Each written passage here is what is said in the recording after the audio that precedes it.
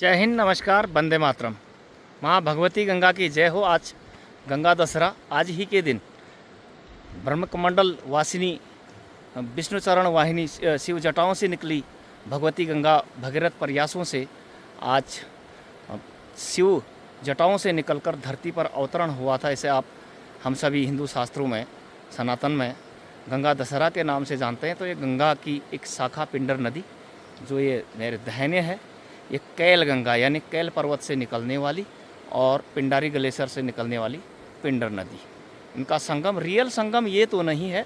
Real संगम यह सुरंग से निकल के आ रही है। ये यहाँ पर एक टर्बाइन है 5 मेगावाट, जो नज़दीक, जिसे ज़रा मैं जूम करके दिखाऊं तो ये 5 मेगावाट पावर हाउस से होती हुई आती है। इसका रियल संगम अभी आपको मैं दिखाऊंगा, जो एक्चुअल संगम था।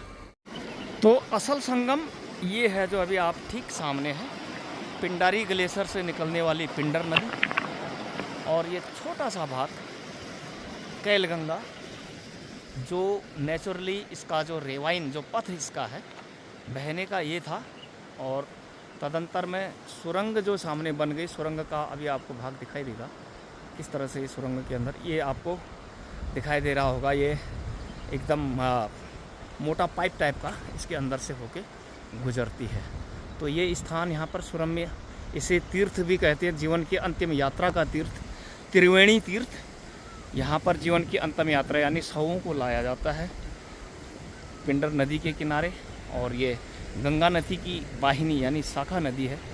ये अधजली, आपको ये लकड़ियाँ भी यहाँ पर देखने को जिस प्रकार से आप देख पा रहे हैं। और यदि यही आगे चलकर अलकनंदा नदी जो बद्रीनाथ कुंड से निकलती है, अलकनंदा कुंड से, तो वहाँ पर से इसे प्रधान नाम दिया जाता है। वहाँ पर से अलकनंदा हो जाएगी और आगे अन्य शाखा वाहिनियों से मिलती हुई गंगोत्री ग्लेशियर से निकलने वाली भगवती गंगा देवप्रयाग से, जिसे हम भागीरथी यानी भगीरथ प्रयासों से निकली गंगा, और उसकी ये शाखा मिल करके वहाँ पर से हरिद्वार के लिए जब जाएगी तो उसे गंगा सागर तक गंगा नदी ही नाम दिया जाता है। तो गंगा एक सभ्यता, एक दर्शन, गंगा एक खोज, गंगा एक रहस्य। क्या वास्तव में अब ग्लेशियर रहेंगे, जल रहेगा या नहीं रहेगा?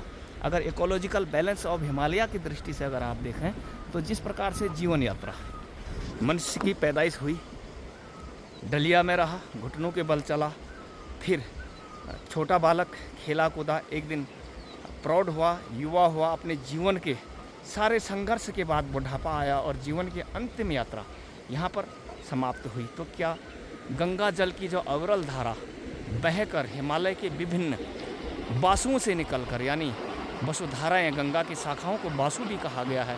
गंगा पुत्र भीष्म 7 बासुओं में प्रमुख बासु, महाभारत के एक महान किरदार, जिन्हें आप श्राद्ध में, तर्पण में नाम भी लेते हैं। और ये शाखाओं को बासुधारा कहा जाता है। ये बासुएँ मिलकर गंगा सागर तक जाती है, एक हिमालयी सभ्यता को संभालते हुए, आधा हिंदुस्तान का चक्कर काटते हुए।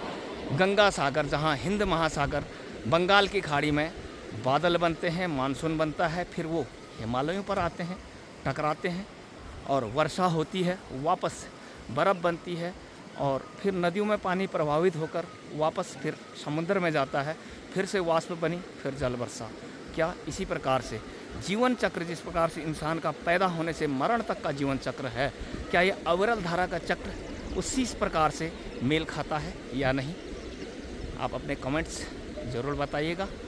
और इसी प्रकार से आज एक बार फिर आपको गंगा दशहरा की शुभकामनाएं। और ये भी बताइए, हिंदू धर्मशास्त्रों में यानी सनातनी धर्मशास्त्रों में जो पद्धतियाँ, जो कॉन्सेप्ट, जो पूजा पद्धतियाँ बनाई गई हैं, क्या वो प्रकृति विज्ञान है या नहीं, या प्रकृति देवी या प्रकृति ही नेचर इज़ गॉड है या नहीं? जय हिंद, नमस्कार, वंदे मातरम।